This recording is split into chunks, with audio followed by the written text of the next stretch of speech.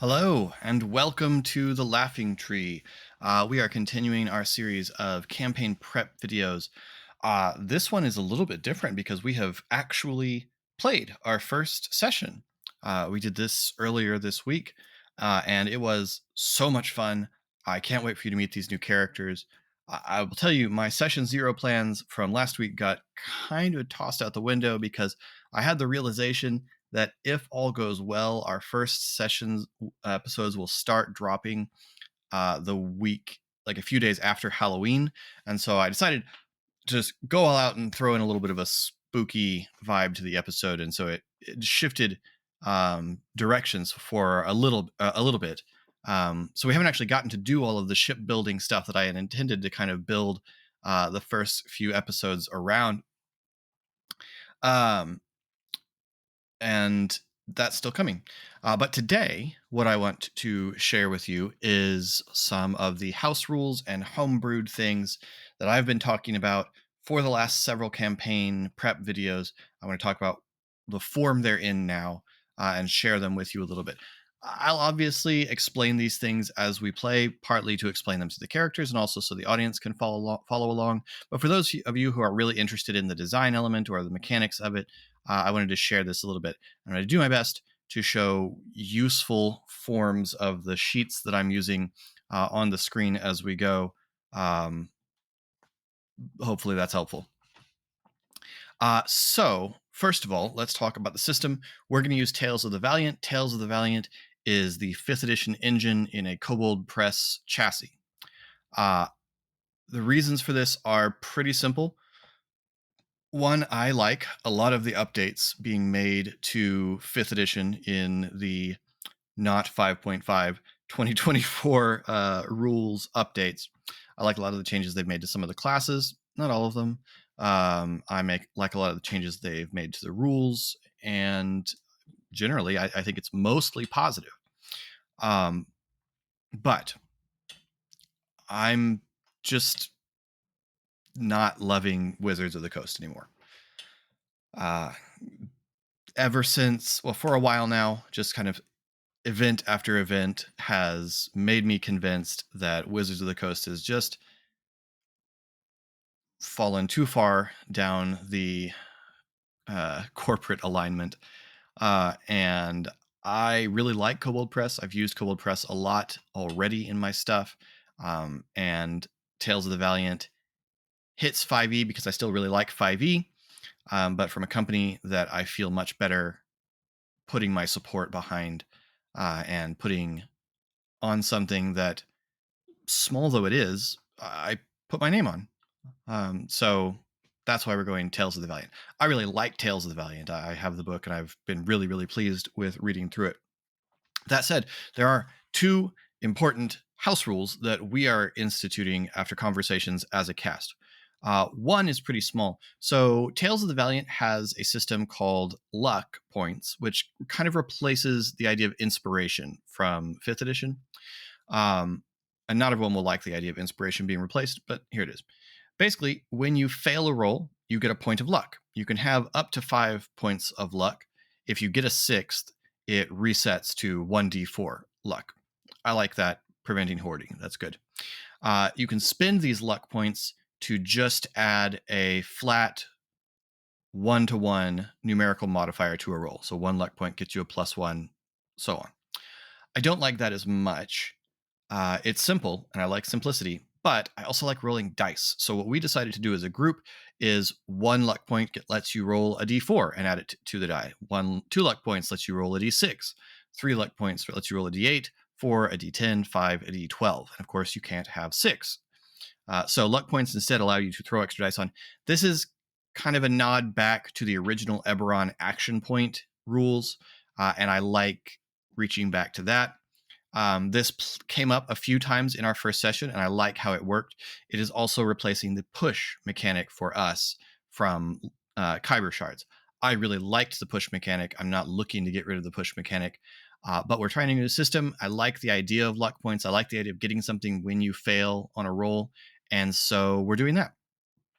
The other thing, one of the things that I looked at is the frequency of missing. in D&D is higher than I like for just a moving the action along perspective, as well as for a we're heroes perspective.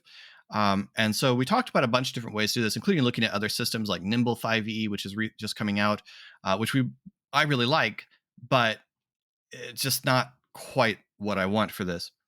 And what we landed on is we're going to try something and we'll see whether it massively unbalances the game. So, weapon attacks and spell attacks are going to deal half damage on a miss for monsters and heroes alike.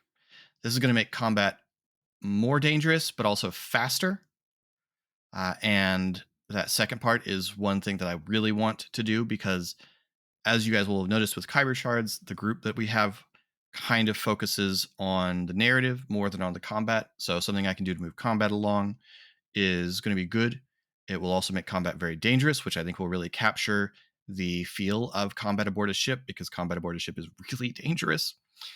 And yeah, that's what we're going to go with. So we'll see. And if we need to make adjustments, we will.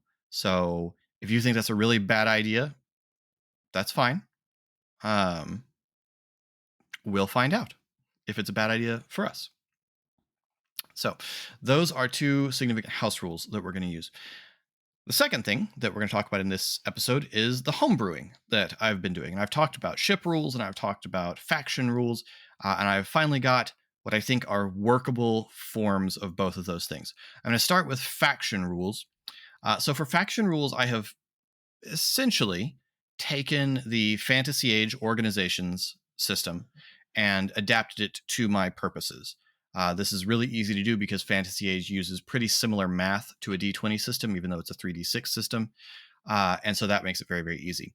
So our group have already named their principality. I did some of the naming stuff in our Discord channel before beginning because when you ask a group of players at the table to name something and put them on the spot, you're either going to get nothing, something really brilliant, or something really stupid. And I didn't want to gamble on that. So we did it together in the Discord ahead of time. So they've named their principality the Coral Fang Principality. The prince's name is Lesh Durga. They chose a hobgoblin prince. So Durga is their prince. She goes by Lesh, the hobgoblin title for a high warlord. Yes, this is the same title claimed by Lesh Haruk Sharatkur of Dargun, if you know your Eberron lore. And yes, there's a history behind it. The seat of the principality is Cinderport. That's on the island of Seventh, which they also selected in while we were talking in the Discord. So let's look at some of the stats here. We've got stability. Stability functions as your principality's hit points. And it's going to start off at a base level of 25, and then a couple of things will get added to that during the creation. Structure is essentially your AC for your faction. It's your faction's resistance against harm, against instability. It's how enduring your faction is. Factions have 5 primary attributes, and I'm drawing these from Fantasy Age with one change. Influence, intrigue, might, mystical, and wealth. In Fantasy Age, mystical is called weird. I went with mystical. I was tempted to call it arcana, but there's already a skill on the player sheet, and so I tried not to repeat items from the player sheet so that there's no chance of confusion. So mystical is what I went with. And under each of these, you can see there are specialties. These are essentially things that the faction is proficient in. And I have a general list that I've adapted from the Fantasy Age book, but I'm also going to let my characters say, well, I think one of my specialties is X. And even if that's not on the list, we can add it. Basically, if you can apply a specialty, you get to add your proficiency bonus when we make the roll. And I'm just going to have the proficiency bonus match the progression of the character's proficiency bonus instead of giving the principality its own proficiency bonus, because it's just simpler that way. And that way, the principality ages a bit with the characters, and that should be good. Influence is going to be all about diplomacy. It's going to be about relations to other factions. Intrigue is going to be about being sneaky and underhanded in your dealings with other factions. Might is going to be about strength, Military strength, yes, but also just the force that you're able to put towards something. Mystical is going to be about your faction's strength in matters of magic, or other things that are like magic. So whether you're a faction of druids or a faction of priests or a faction of wizards or some combination thereof, mystical combines all that. And if you wanted to say that our faction really specializes in druidic magic, then we'd put that under specialties. And then wealth. This is how I'm going to track the faction's wealth. I don't want to track gold for the faction. At that scale, gold just becomes hard. I want to track it as a concept. So if the faction wants to achieve something by spending money, they roll wealth against the DC and they succeed or they fail. And that tells us whether they had enough money to do it this time. So that's what that's going to be like. The other stuff on this sheet, you can see strongholds, vessels, and assets. Strongholds is places held by the principalities. So towns or fortresses, maybe other things, but primarily towns and fortresses. Vessels is going to be the ships in the principality's fleet. Each of those is going to have a class. I'll talk about that when we get to ships. And a captain, whoever's captaining that ship. And then assets I've left for vague things. This could be anything from a mine to High Prince Riger owes us a favor. So assets can be vague things that could be applied to something. It's essentially the faction's inventory, but like everything, the faction could have a more abstract version of that. So what does a built one of these look like? Well, I asked my lovely and talented creative writer wife to create a rival principality for our players. And so let's look at them. This is the Tempest Maw Principality. Their prince is Ronica Ashford. The seat of this principality is the town of Stormwall on the island of Redwatch. The stability started at 25. I rolled 2d6 to create some randomness. And then I added their highest stat. That's how Fantasy Age recommends it, and I don't see any reason to argue with that. And they end up with a 38. Their structure is 13. I just went 10 plus your highest stat. And their influence is a +1, intrigue a +3, might a +1, mystic a +1, wealth +2. How did I get these? Again, I borrowed just straight from Fantasy Age, which is that you put one stat as a +3. One stat is a +2, two stats as a +1, and one as a flat 0,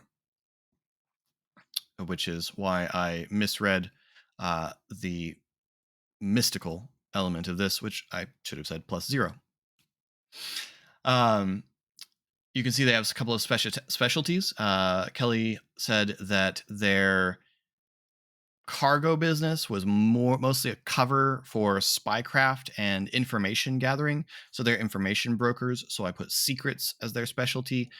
I wanted that to be different from spies because Kelly didn't really pitch them as having spies that go out into this network. It's more they gather information and they will sell information to others. So they know a lot of secrets. And she decided that they had a resource on their islands or in the waters off their islands called a sea plasma. And from that, you can create a drug called Visionary that grants seeming, it's essentially a psychedelic that grants seeming prescience. And so I listed that as an illicit good because I think that feels like the idea of it. Riger is trying to legitimize the principalities, so he's not going to officially sanction the drug trade. So making it illicit. Their strongholds, I have put 2 towns on Redwatch. Stormwall, which is a port town ruled by Ronica Ashford, and Driftwood on the other side, which is a port town ruled by Len Ashford, her younger brother. Their vessels are the Red Dusk, which is Corsair class, the Devourer's Wrath, which is also a Corsair class, and then the Harpy's Call, which is a runner class. Again, I'll talk about those here in just a minute. And their assets is there's already a visionary trade network set up. So there's a trade network for this drug that they produce that's already set up. So I added that as an asset. Mechanically, how will assets work? I probably would just have them give advantage on a roll because that's the traditional 5e thing to do. So that's what a principality sheet is going to look like. My plan is that we'll have a regular downtime phase. That's essentially the principality phase, in which the principality will be able to carry out actions targeting other principalities or just doing whatever they're trying to achieve. They'll roll using these stats, and that might gain them assets that might harm their enemies. And of course, during play, our characters will be able to acquire assets and benefits for their own principalities. I will probably have the principalities level up, um, maybe every time the players get a ability score bonus or something like that. I'm still working on that because the way Fantasy Age has it isn't going to translate neatly to this. So I'm still working on what leveling this up looks like. But in general, leveling up should be things like we're going to increase one of our ability scores, our ability modifiers, and maybe add a specialty. That's pretty much it. Okay, so what then about ships? Well, here is our ship sheet. So we've got the attributes, and I mentioned this part before. We've got the attributes of hull, speed, maneuver, and firepower. If you want to hear about the actions that I've got laid out for a ship turn, you can go back and check out that video. We've got the class of ship, which I'll just flip over to this page here. We've got runners. Runners are little ships that are designed to be agile, to get in and escape rather than fighting. So when a runner encounters danger, its play is to run, not to stay and fight. There's a Corsair. Corsair is your sort of standard middleweight pirate ship. It's got more guns on it than a runner, so its bonus is going to be to firepower. It's there to pack a punch, but it's not what we would call a warship in a traditional navy. And then there's a dreadnought. This is a ship of the line. This is a real warship from a real navy. It's got lots of firepower. It's very durable, but it's not going to be moving very fast. It's not going to have a quick turning radius. And then beyond that, we've got structure. That's what the ship is made of. That could be anything from regular wood to the various enchanted wood options that you've got in Eberron: soar wood, dense wood. Our player characters have actually created a new kind of wood that we're calling scorch wood. That's native to Fernia manifest zones because they've decided there's a Fernia manifest zone on their island. I'm looking forward to doing the video on the island of Seventh because it's going to be cool. There is the armor. Armor is figured out by hull plus maneuver. This is going to be a little bit different from standard 5e, and it's going to be more akin to Savage Worlds, but I feel like this is going to be a simpler method than what we would otherwise get. So basically, to damage the ship's going to have a certain number of levels of damage equal to hull plus 2, and there are other modifiers that could add to that. In order to damage the ship, you've got to do enough damage that it bypasses the armor of the ship, that it goes beyond the armor of the ship. So it's a threshold. If you go beyond the armor of the ship, you do 1 level of damage. If you go beyond the armor of the ship times 2, you do 2 levels of damage, so forth and so on. And if you do all the ship's levels of damage, you've essentially reduced it to 0 hit points, and the ship is now disabled. This is kind of like Savage Worlds, but it's also a lot like the minion concept that Matt Colville's company has. And I like that idea of this sort of damage threshold before which the ship is going to more or less ignore it. This should make it so that your average sword strike isn't going to damage the ship. But you know what? A sword strike from an epic hero maybe should damage the ship a little bit. Firepower is going to be the roll that we're going. So you're rolling the d20, adding up your modifiers, and seeing how many times you multiplied the armor in your result. Yeah, so that's where we are with that. I'm gonna run some play testing on this to see whether it's too low. The armor is too low, but I don't think it will be because the firepower attribute shouldn't be massive. The way I'm going to let them do this is they're going to have one attribute that's at a +3, then a +2, then a +1, then a +0. So relatively minor modifiers, but we're not going to have to roll damage. We're just rolling to hit, and the degree to which we hit will determine the amount of damage. Hoping that will be good. Then we have purchased upgrades. I've got a whole bunch of upgrades that the character is going to be able to pick from, and you'll see some of that when they build their ship. I don't want to show all of those to you right now because I kind of want to see those revealed as we go. I want it to kind of come up organically. We've got the weapons, which is part of the upgrades that they can build. Resistances, it's possible to get your ship resistance to fire damage, that kind of thing. And conditions that the ship might be dealing with right now. This could be the result of a called shot damaging the ship's rudder or the sails or something like that, would be the kinds of conditions that we would see the ships fall into. So that's kind of where I am in that process. I've got a little bit of time to still mess with it because we're not recording again until next Saturday, when we will probably build the ship. And I'm going to make it clear to the players that we're playtesting this, and if this needs to be adjusted, then we'll adjust it. It'll be fine.